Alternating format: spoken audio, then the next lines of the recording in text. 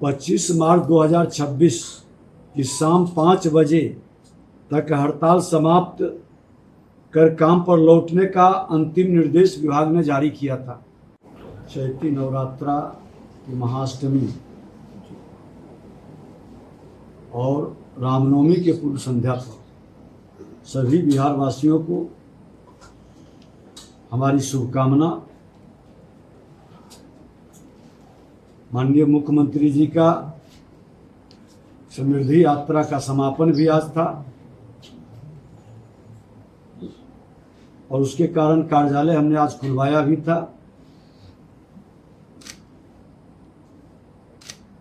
पटना जिला प्रशासन ने अंचलाधिकारी की हड़ताल कार्य वापसी को लेकर करके भी निर्देशित किया था।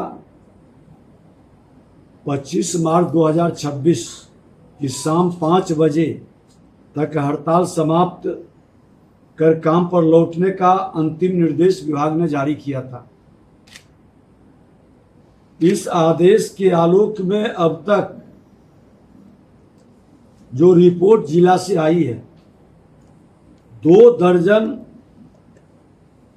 अंचलाधिकारी काम पर वापस लौट आए हैं। सेवा के प्रति उनके सम्मान को देखते हुए उन्हें जल्द ही पटना जिले के विभिन्न अंचलों का प्रभार सौंप दिया जाएगा।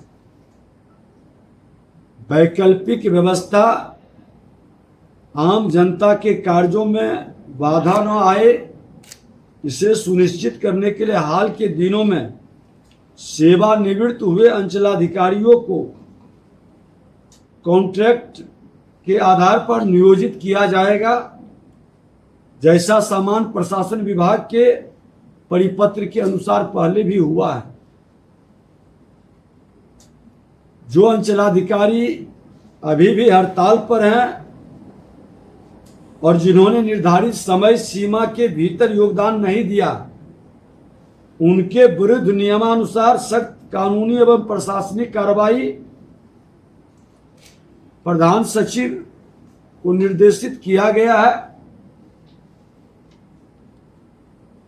प्रशासन का लक्ष्य जनहित के कार्यों को निर्बाध रूप से जारी रखना है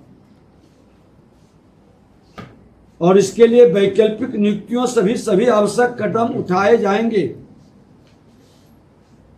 सभी 38 जिलों के अंचल प्रभार का राजस्व सेवा के अधिकारियों को दिया गया। आज ही पत्र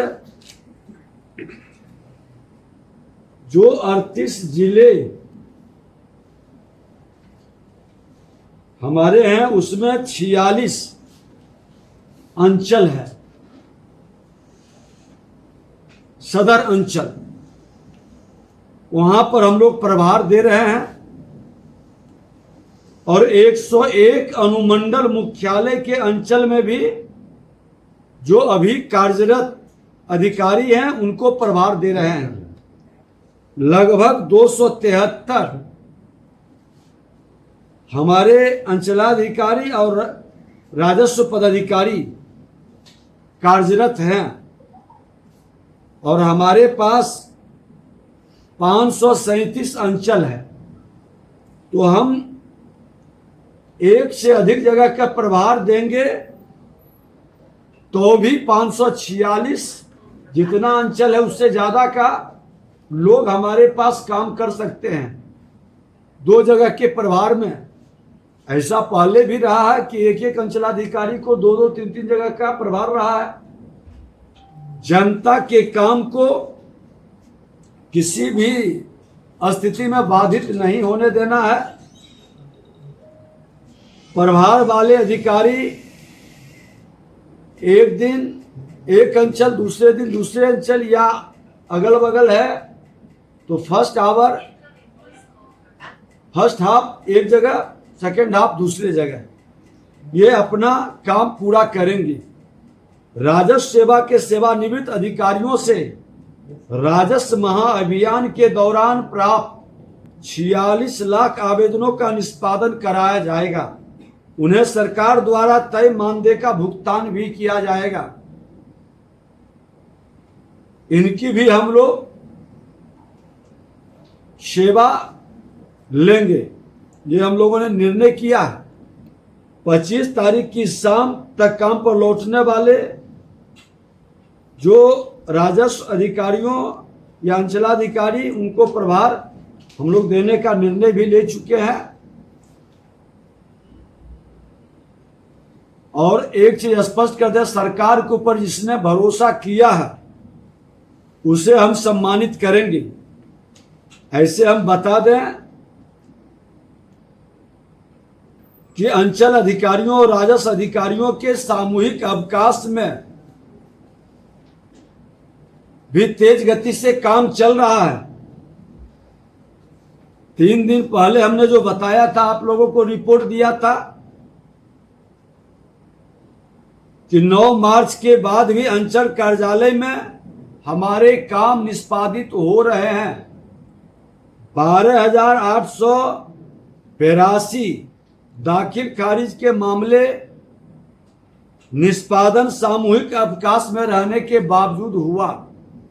परिमार्जन प्लस के तहत 40,738 जमाबंदी में भी सुधार हुआ।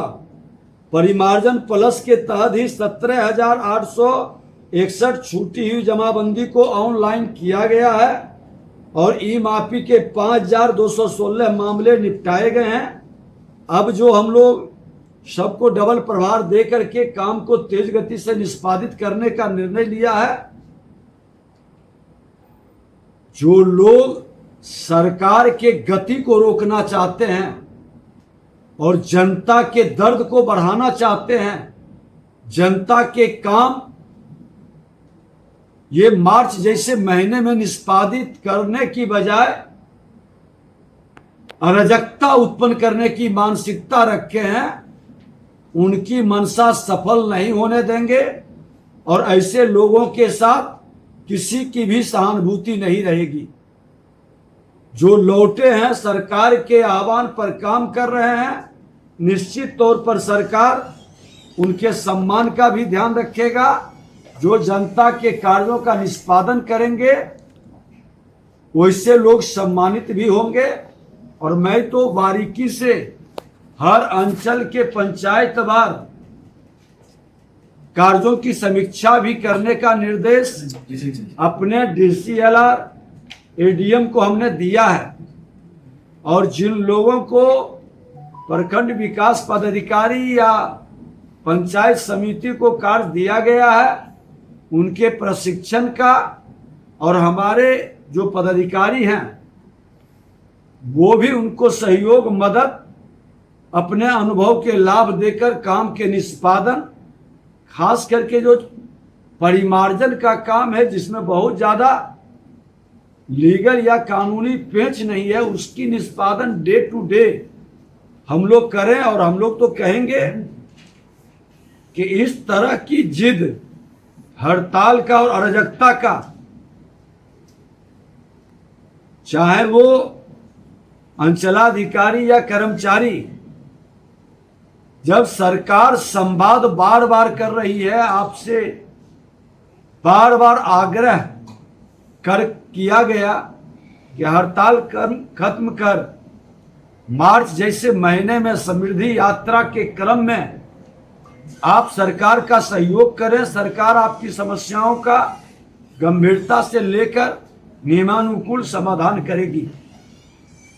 लेकिन अब इसके वैकल्पिक व्यवस्था पर हम लोग भी निर्णय लिए हैं और यह कार्य आगे और व्यवस्थित ढंग से चलेगा।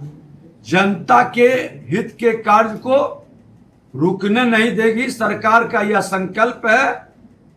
नई सरकार की नई पहल में राजस्व भूमि सुधार विभाग अपने लक्ष्य को बढ़ाने के लिए, लक्ष्य प्राप्त करने के लिए जो भी आवश्यक कदम होंगे हम लोग उठाएंगे।